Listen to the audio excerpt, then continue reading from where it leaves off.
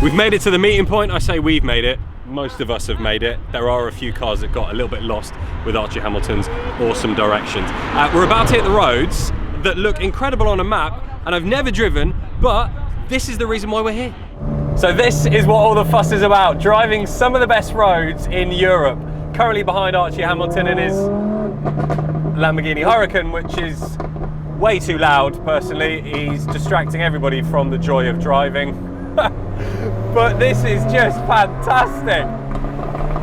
And we might not be in the most expensive supercar in the world, but it's bloody good fun. I think this Alfa 4C just goes to show that you don't need all the money in the world to go and have a good time.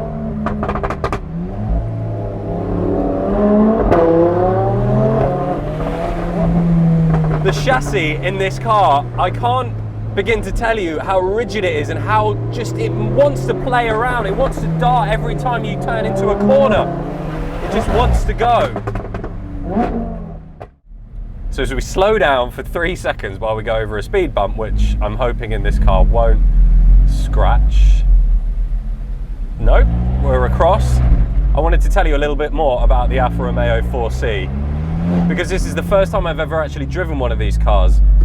And a lot of people have been telling me a lot of different things about how they drive, how they feel, are they any good, whether you should buy one or not.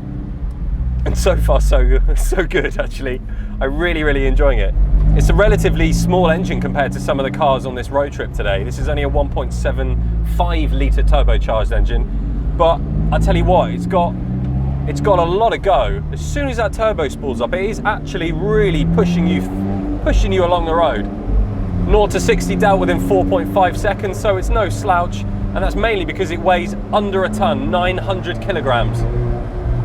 And you can feel that it is so light. There's no power steering, which for me, I think just gives you this fantastic feel.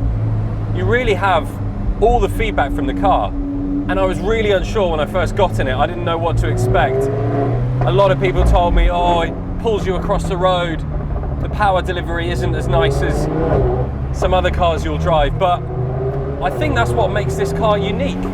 And that's why people have always got stuff to say about it, because it is 1 in a million, and Alfa might not have had all the money in the world to make a supercar, but they've done a bloody good job.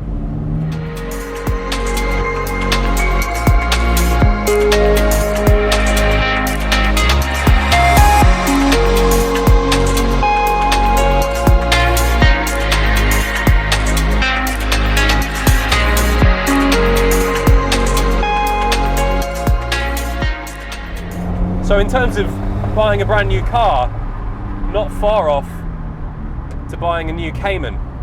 And would you buy a Porsche over an Alfa Romeo 4C? You probably would, but you'd buy a 4C because you wanted a 4C. You wouldn't buy a 4C because you were in the market for a mid-engine sports car. You'd buy this car because you wanted it. And I can see why people want it. And we're off again. This road is just insane. If you ever get to come out here and drive this, do it. Do it now.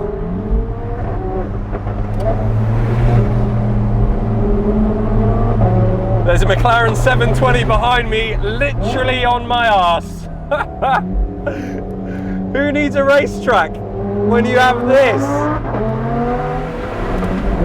The 4C, it feels like you're in a car that's worth a lot more money. The way it's just darting around, wanting to change direction, making that fantastic sound. Now what you didn't see at the beginning of this video is that we let about 3 or 4 cars, normal people cars, go past us, and then we waited a good 5 minutes until we had a clear run up, and my God, was it worth it.